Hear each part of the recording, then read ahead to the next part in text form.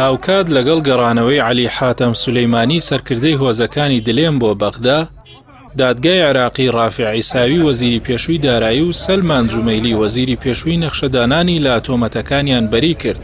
چاودێران ئەم بابەتانە بە سیاسی لە قەڵەم دەدەن و ئامانجی سەرەکی بە تێکدانی نێوماڵی سوننەت دەزانن و بەوەش هاوپەیمانی ڕزگارکردنی نیشتیمان بە سەرکردایەتی موقتەدا سەدر بێهێز دەکرێت.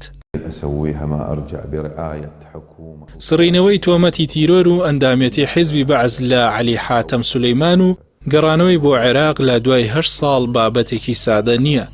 بە تایبەتی لە ساڵی 2013دا ناوبراو یەکێک بوو لە سەرکردە چالاکەکانی پەناگیریە جەماوەریەکانی پارێزگای ئەنبار لە دژی حکومەتەکەی نووری مالیکی.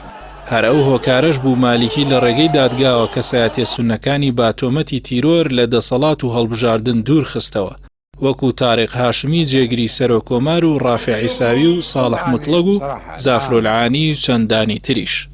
الذي يمثل اتفاقا حول عزم عیساوی و سەلمان لە کەسایەتیە کاریگەرەکانی پارێزگای ئەنبارن و دژی سیاسەتی حەلبوسین کە دەیەوێت خاوەنداری بڕیاری سوننە بەگشتی و ئەنبار با تایبەتی بکات. ناوبراو توانیوێتی دەست بەسەر جونگەکانی دەسەڵاتی خۆجێیدا بگرێت و بنکەیەکی جەماوەری دروست بکات. لە هەڵبژاردننی ئۆکتۆبەری ڕابردوودا توانی 34 کورسی پەرلەمان بەدەست بێنێت. ئەوە یەکەم جار نییە کە لە عێراقدا دادگا لەلایەن دەسەڵاتی ڕاپەڕاندنەوە بەکاردێنرێت بۆ لێدانی نەیاران. شێوازی سڕینەوەی تۆمەتەکان لە کەسایەتیەکان لەم کاتە هەستیارە سیاسی وڵاتدا هۆکاری خۆی هەیە کە مەبەست هێنانەوەی کۆمەڵە سەرکردەیەکی ڕەنگراون باستەم لێکراوی بۆ ئەوەی هاوسەنگی نێوماڵی سوننەت تێک بدەن بۆ لێدانی ئەو باڵی کە پارسەنگە بۆ نەیارە شیعەکەی چوارچێوەی هەماهەنگی. محەممەد نعنایی توێژەری سیاسی دەڵێت نووری مالیکی دەستێکی باڵای هەیە لە بەشەیتانکردنی ئەوانەی کە لە قۆناغێکدا نەیاری بوون و دواتر سڕینەوەی تۆمەتەکان لیان و بەکارهێنانەوەیان لە قۆناغێکی تردا.